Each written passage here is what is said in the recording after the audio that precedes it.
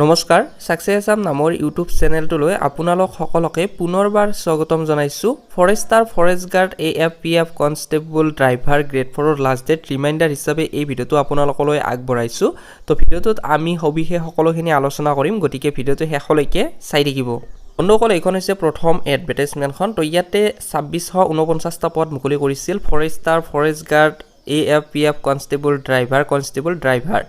তো টোটেল পদৰ সংখ্যা 2649 টা পদ মুকলি কৰিছিল আৰু ইয়াৰে যেটো অনলাইন প্ৰক্ৰিয়া হেতু 23 জানুৱাৰী 2023 ৰ পৰা আৰম্ভ হৈছে লাষ্ট ডেট টু 6 ফেব্ৰুৱাৰী 2023 অৰ্থাৎ আজি আপোনালোকৰ অনলাইন লাষ্ট ডেট তো ইয়াতে আপোনালোকৰ চাও পাৰে ক্যাটেগৰি ওয়াইজ পোষ্ট খিনি ভগাই দিছে কোৱালিফিকেশন আপোনালোকৰ ফৰেষ্টাৰৰ কাৰণে বেচেলৰ ডিগ্ৰী পাস কৰা হ'ব লাগিব যিকোনো ষ্ট্ৰীমৰ পৰা ভালৰ পৰা আৰু ফৰেষ্ট গাৰ্ডৰ কাৰণে আপোনালোকৰ ইয়াতে ক্যাটেগৰি ওয়াইজ দিছে আপোনালোকে হায়াৰ সেকেন্ডাৰী পাস কৰা হ'ব লাগিব AFPF ৰ কাৰণে আপোনালোকে মেট্ৰিক পাস কৰা হলে আবেদন কৰিব পাৰিব ড্ৰাইভাৰ কনষ্টেবলৰ কাৰণে আপোনালোকে মেট্ৰিক পাস কৰা হলে আবেদন কৰিব পাৰিব কিন্তু আপোনালোকৰ LMV MMV বা HMV লাইসেন্সখন থাকিব লাগিব আৰু সেম ড্ৰাইভাৰ পোষ্টৰ কাৰণে কোৱালিফিকেশনটো সেম একে হয় ইয়াতে 142 টা টোটেল 2649 টা পদ মুকলি কৰি দিছে আৰু এইখন হৈছে 2 নম্বৰ এডভাৰটাইজমেণ্টখন তো ইয়াতেও কুক ধুবি ওয়াটাৰ কেৰিয়াৰ বাৰবাৰ তো এনেকুৱা ধৰণৰ পদ মুকলি কৰিছিল টোটেল ইয়াতে পদৰ সংখ্যা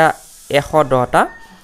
আৰু ইয়াৰে যেটো অনলাইন প্ৰক্ৰিয়া হেতু 23 জানুৱাৰীৰ পৰা আৰম্ভ হৈছে লাষ্ট ডেট টু 6 ফেব্ৰুৱাৰী 2023 অৰ্থাৎ আজি আপোনালোকৰ এই পদসমূহৰ লাষ্ট ডেট